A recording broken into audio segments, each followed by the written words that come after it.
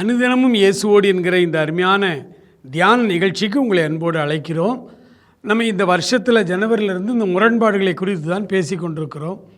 உலகம் படைக்கப்பட்டு 6000 வருஷம்தான் ஆச்சா அப்படின்னு சொல்லி நேற்றைய தினத்தில் நம்ம தியானித்தோம்.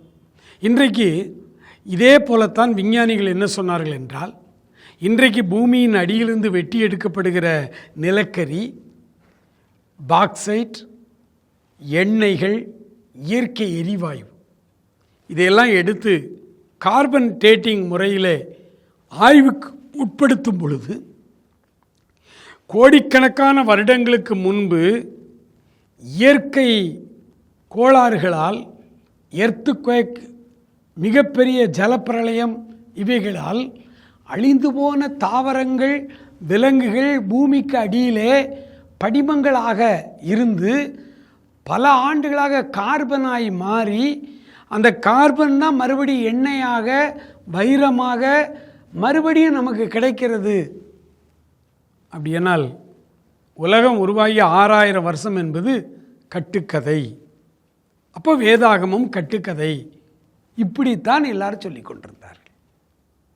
ஆனால் உலகம் உருவாகி கோடிக்கணக்கான வருடங்கள் ஆகிவிட்டது என்பது வேதத்தை படிக்கும் பொழுது நமக்கு அதுக்கு பேர் தான் கேப் தியரி. ஆதியாகமம் 1ஆம் அதிகாரம் 1வது வசனத்துக்கும் 2வது வசனத்திற்கும் இடையிலே ஒரு மிகப்பெரிய கால இடைவெளி இருக்கிறது. கோடிக்கணக்கான வருட இடைவெளி இருக்கிறது. அதைத்தான் இந்த கார்பன் டேட்டிங் முறையிலே அறிவியல் அறிஞர்கள் சொல்லுகிற எல்லாம் அதை நிரூபிக்கிறது. ஆண்டவர் இந்த உலகத்தை படைக்கும் பொழுது பல கோடி வருடங்களுக்கு முன்பே இந்த உலகத்தை அவர் உருவாக்கினார். இது கடவுளுடைய செயல்பாடு. ஆண்டவர் எப்படி செயல்படுவார்? 2 உதாரணங்களை இன்றைக்கு நம்ம பார்ப்போம். ஒன்று, ஆண்டவர் இந்த உலகத்தை படைத்த பொழுது, இன்றைக்கு 6000 வருஷத்துக்கு முன்பு நடந்த காரியத்தை சொல்கிறேன். ஆண்டவர் எல்லாவற்றையும் சரி செய்தார், ஒழுங்குபடுத்தினார். தன்னுடைய சாயலின்படி, தன்னுடைய ரூபத்தின்படி ஒரு மனிதனை உருவாக்குவோம் என்று 6வது நாள் ஆதாமையும் ஏவாளையும் படைத்தார். எதுக்கு 6வது நாள் மனிதனை படைத்தார்? மனிதன் தானே அவருடைய சாயலின்படி உருவாக்கப்பட்ட ஒரு மனிதன், 6 அறிவுள்ள மனிதன். அவனை முதல் நாளே ஏன் உருவாக்கவில்லை? ஆண்டவருடைய செயல்பாடுகளை நீங்கள் விளங்கிக் கொள்ளுங்கள். 6வது நாளில் தான் மனிதனை உருவாக்கினார். முதல் 5 நாட்களும் மனிதனுக்கு தேவையான எல்லாவற்றையும் உருவாக்கிவிட்டு 6வது நாள் மனிதனை படைத்தார். மனிதன் படைக்கப்பட்ட நாளில் அவன் உபவாசத்தோடு சாப்பாடு இல்லாமல் இருக்கக்கூடாது. அவன் சாப்பிடுவதற்கு தேவையான எல்லா கனி விருட்சங்களையும் உருவாக்கி, தோட்டத்தையும் உருவாக்கி, நதிகளை பாய வைத்து செழிப்புள்ள தோட்டமாக்கி, ஒரு செழிப்பான வாழ்க்கையை உருவாக்கி அந்த வாழ்க்கையிலே மனிதனை வைத்தார்.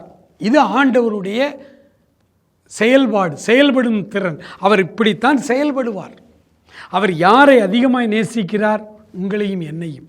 அப்படியான நமக்கு தேவையான எல்லாவற்றையும் உருவாக்கி விட்டுத்தான் நம்மை அங்கே படைத்து வைக்கிறார்.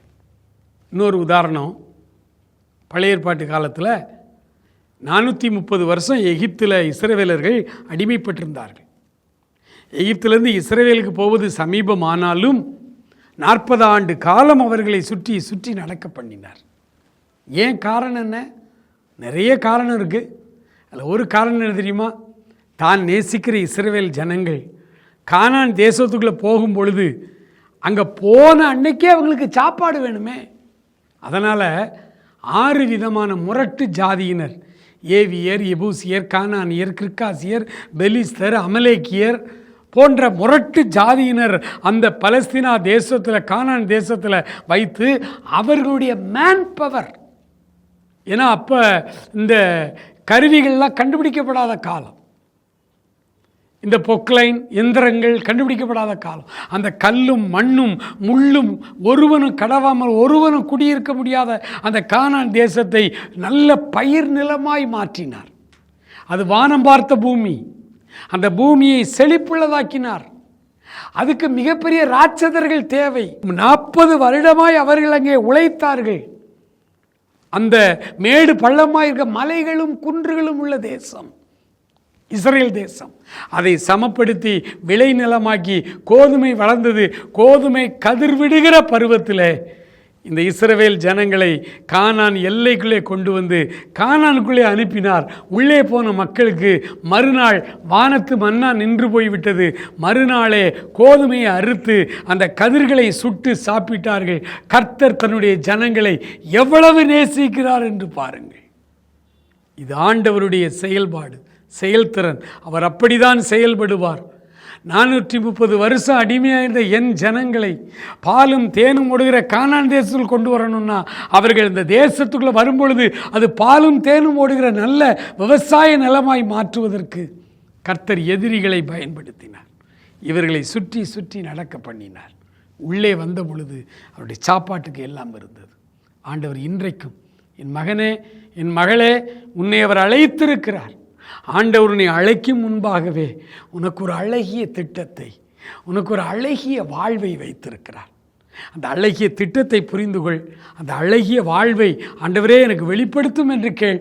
அவரோடு கூட வா.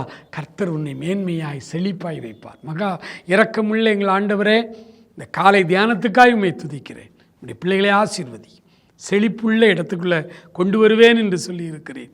ஆண்டவரே, உடைய பிள்ளைகளுக்குள்ள அழகிய திட்டத்தை வெளிப்படுத்தும், ஆசீர்வதியும். இயேசுவின் நாமத்தில் ஜெபிக்கிறோம் பிதாவே, ஆமேன்.